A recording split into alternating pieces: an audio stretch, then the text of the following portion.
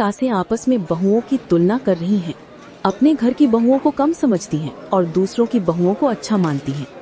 अरे कमला बहन, तू तो जानती है मेरी प्रिया कितनी आलसी है। सुबह से शाम तक टीवी और मोबाइल में लगी रहती है, खाना भी ठीक से नहीं बनाती। अरे छोड़ ना, मेरी रीटा भी कम नहीं है। दिन भर फोन पर लगी रहती है और खाना बनाने के नाम पर तो मैं ही सब कुछ करती हूँ। मेरी सुनीता को देखो, दिन भर कॉलेज जाती है और शाम को आकर कहती है मैं थक गई हूँ, घर का कोई काम नहीं करती, और अजय को भी मेरे खिलाफ भड़काती रहती है। तीनों सासें सोचती हैं कि दूसरों की बहुएं ज्यादा अच्छी हैं, इसलिए अदला बदली का प्लान बनाती हैं। तो क्यों ना हम तीनों अपनी अपनी बहुओं की अदला बदली कर ले। तुझे मेरी सुनीता चाहिए, मैं तेरी प्रिया ले लूं, और सुमित्रा रीटा को संभाल ले। सही कहा सुनीता, तेरी जगह मेरी प्रिया जाएगी, वहाँ तेरा ज्यादा मान सम्मान होगा। और मेरी रीटा तुम्हारे पास चली जाएगी। अब हर घर में सही बहू होगी। बहुएं नई घर में जाती हैं, उनके आदतों के कारण नई चुनौतियां आती हैं। प्रिया बेटा, तू रुक्मिणी आंटी के घर जाएगी, वहाँ तेरा ज्यादा मान सम्मान होगा। मान जी, मैंने क्या गलती की? रमेश जी क्या कहते हैं?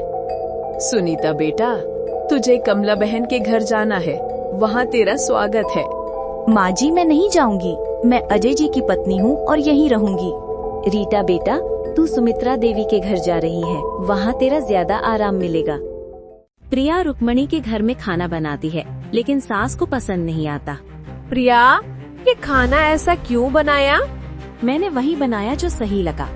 रीता सुमित्रा के घर में फोन पर लगी रहती है, खाना नहीं बनाती। रीटा, चाय कब बनेगी? मैं फोन पर थी आंटी जी, आप स्वयं बना ले।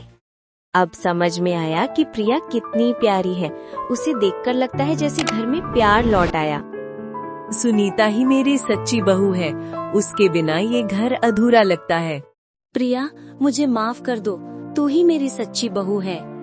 माँ जी, कोई बात नहीं, मैं भी अब समझ गई। रीटा, मेरी प्यारी बहू, कोई तेरी जगह नहीं ले सकता। माँ जी, अब सब समझ में आया, मैं भी अपने घर में सबसे ज्यादा खुश हूँ। अदला बदली के बाद परिवार को समझ आता है कि अपने घर और अपने लोग ही सबसे अच्छे होते हैं। बहुएं और सासें दोनों ही बहुत कुछ सीखती हैं।